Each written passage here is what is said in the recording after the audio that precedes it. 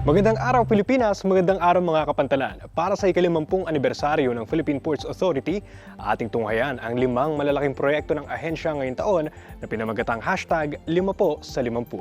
Ako si Zeus Legaspi at ito ang Ronda Pantalan, PPA's 50th Anniversary Special.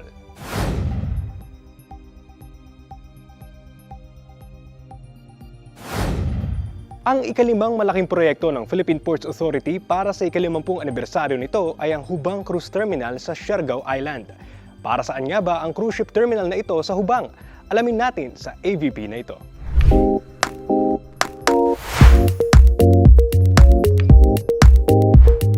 A big new wave is waiting for the people of Siargao.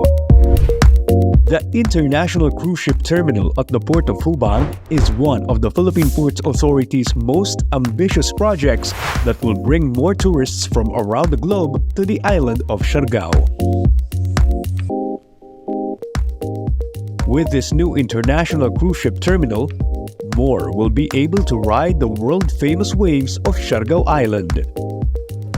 International Cruise Port in Hubang will play a vital role in promoting and increasing the influx of tourists in Siargao Island. As a tourism officer, I am more excited for the increase in cultural exchange and exposure from the passengers itself and the local community.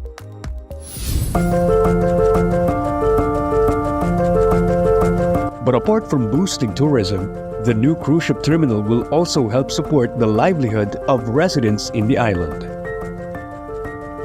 Ang main source ng income ng mga residente sa barangay sa Hubang amo ang pagpanagat, sanan pag-uma, sanan ang iban labor manarbaho sila sa DAPA o ben GL. So kuman pag ini na sa amo ini na project dako mga jud ini na makatabang sa amo kay ang amo mga residente anhi naman maka-apply. So anhi na makatrabaho. So dili na kami magkalisod-lisod, muangat na kami sa amo kalisod.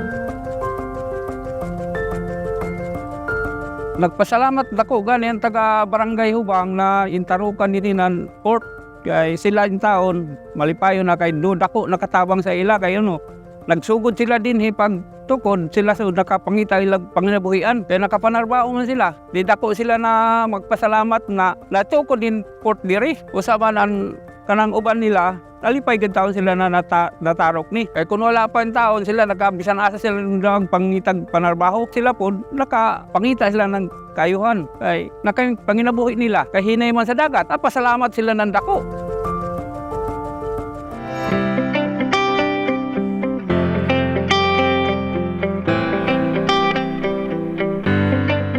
This project further solidifies the Philippines' position as the best cruise destination in Asia, redefining the country's ports to cater to the growing cruise tourism industry. The cruise ship terminal at the Port of Hubang in Siargao Island is part of #5po-sa-50 and showcases the Philippine Ports Authority's relentless pursuit for innovation, sustainability, and excellence.